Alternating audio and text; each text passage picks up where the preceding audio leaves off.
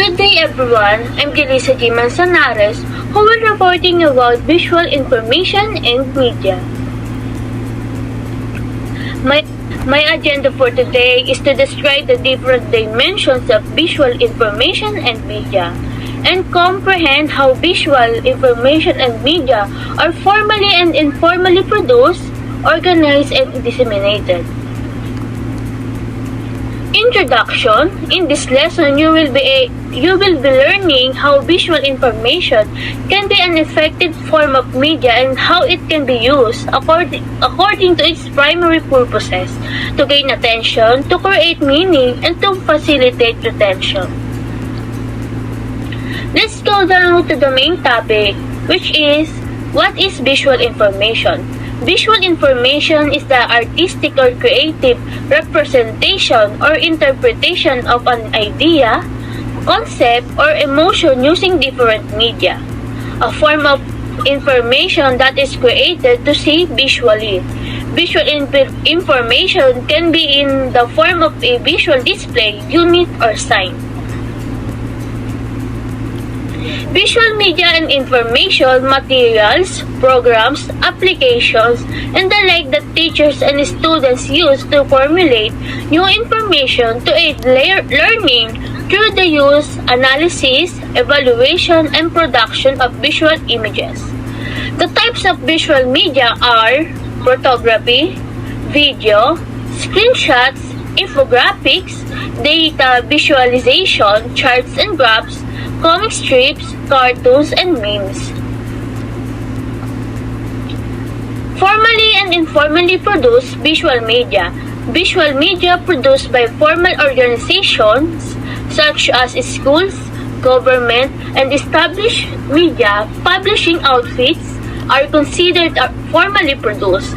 Other visual media are considered informally produced. The purpose of visual information. The primary purpose of visual information is to gain attention, create meaning, and facilitate retention. Let's go now to the visual design elements. Visual design elements, the built-in blocks or basic units in the construction of a visual image. The design elements are: number 1 is line. Line describes the shape or outline. It can create texture and can be thick or thin. Lines may be actual, implied, vertical, horizontal, diagonal, or contour. Next one is shape.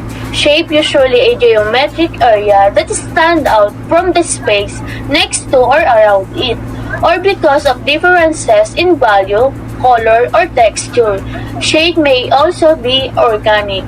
Next one is value. Value the degree of light and dark in a design. It is the contrast between black and white and all of the tones in between. Value can be used with color as well as black and white. Contrast is the extreme changes between values. Texture. Texture the way a surface feels or is perceived to feel.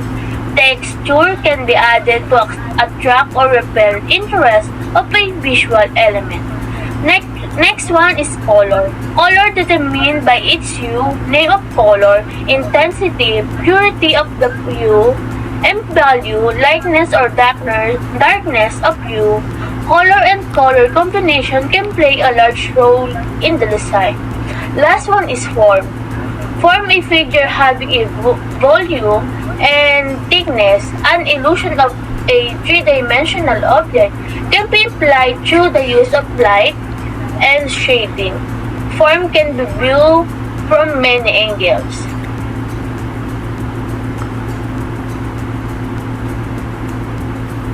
These are the examples of line, shape, form, space, texture, value, and color. Let's go now to the visual design principles. These are: number 1 is consistency.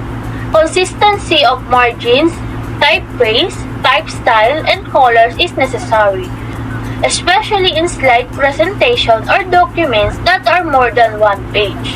Next one is center of interest, an area that that first attracts attention in a composition. This area is more important when compared to the other objects or elements in a composition. Third one is balance. Balance a feeling of visual equality in shape, form, value, color, etc.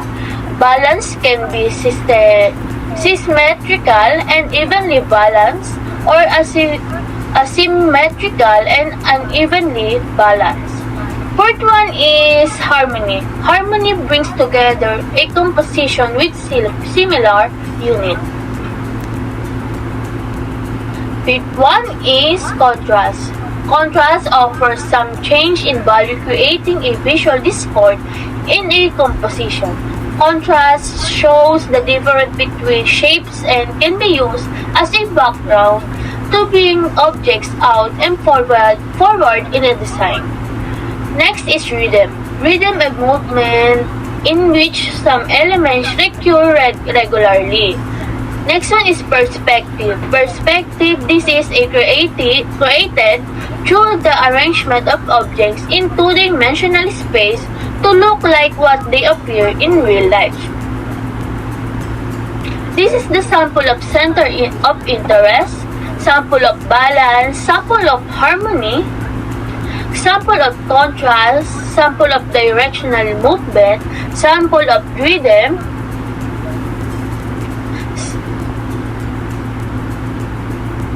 and sample of perspective. That's all for today. Thank you for listening.